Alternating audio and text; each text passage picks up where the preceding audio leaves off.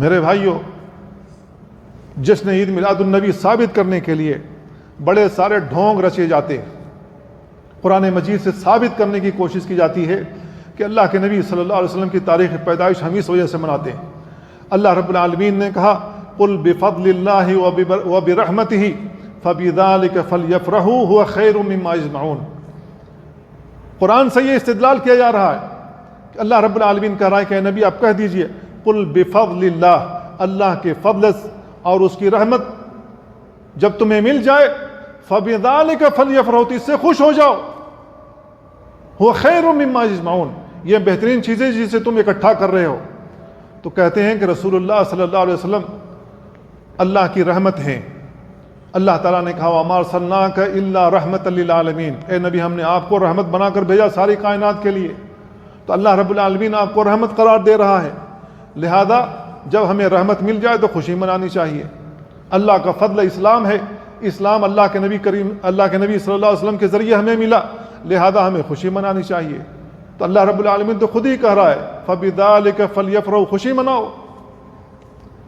میرے بھائیو، یہ آیت کس پر اتری؟ کیا رسول اللہ صلی اللہ علیہ وسلم پر یہ آیت نہیں اتری؟ کیا رسول اللہ صلی اللہ علیہ وسلم نہیں جانتے تھے کہ میرے اوپر یہ آیت اتری ہے، لہذا میری پیدائش کے وقت، میری پیدائش کے دن مجھے خوشی منانی چاہیے؟ اگر اللہ کے نبی صلی اللہ علیہ وسلم یہ جانتے تھے تو اللہ کے نبی صلی اللہ علیہ وسلم نے یہ خوشی کیوں نہیں منائی؟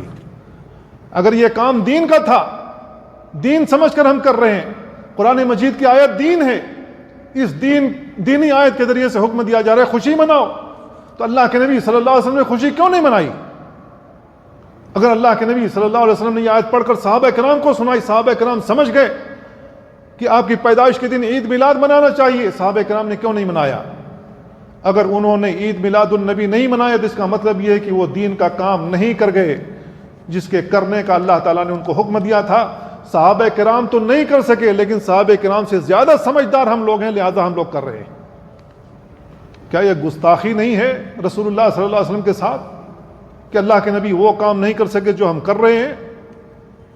صحابہ کرام کی گستاخی نہیں ہے کہ صحابہ کرام عمل کرنے سے پیچھے رہ گئے جو آج ہم عمل کر رہے ہیں؟ صحابہ کرام زیادہ ان کو علم تھا اس بات کا کہ اس آیت سے کیا مراد ہے۔ ابو سعید خدری رضی اللہ تعالیٰ عنہ، ابن عباس رضی اللہ عنہما بیان کرتے ہیں فضل اللہ القرآن، اس آیت میں اللہ کے فضل سے مراد قرآن ہے، ورحمتہ الاسلام، اور اس میں جو رحمت بیان کی گئی اس سے مراد اسلام ہے۔ تابعین اس آیت کے مفہوم کو زیادہ سمجھتے تھے۔ حسن بصری تابعی ہیں، ضحاک ہیں، مجاہد ہیں، قتادہ ہیں، انہوں نے کہا فضل اللہ الایمان، اللہ کے فضل سے مراد ایمان ہے، ورحمتہ القرآن، اللہ کی رحمت سے مراد قرآن ہے۔ میرے بھائیو، اگر ہم صحابہ کے منہج سے، تابعین کے منہج سے اپنے آپ کو دور کریں گے تو ایسے ہی تفسیر کریں گے جیسے آج ہمارے یہ مفتیان جو مفت میں مفتی ہو گئے، پگڑی باندھ لی، مفت میں مفتی ہو گئے، ان کو یہ بھی نہیں پتا ہے کہ صحابہ کرام اس آیت سے کیا سمجھتے تھے۔ انہوں نے اپنی طرف سے معنی گڑھنا شروع کیا، اپنی جانب سے تفسیر بیان کرنی شروع کر دی اور عوام کو گمراہ کرنا شروع کر دیا۔ قرآن مجید کے اندر لکھا ہوا ہے کہ نبی کریم صلی اللہ علیہ وسلم کی پیدائش کا جشن مناؤ۔ میرے بھائیوں، منہج صحابہ سے ہٹو گے گمراہ ہو جاؤ گے، اللہ کے نبی صلی اللہ علیہ وسلم کی سنت سے ہٹو گے گمراہ ہو جاؤ گے۔ اور آج یہ گمراہ لوگ اللہ کے قرآن سے استدلال کر رہے ہیں، عوام کو دھوکہ دے رہے ہیں۔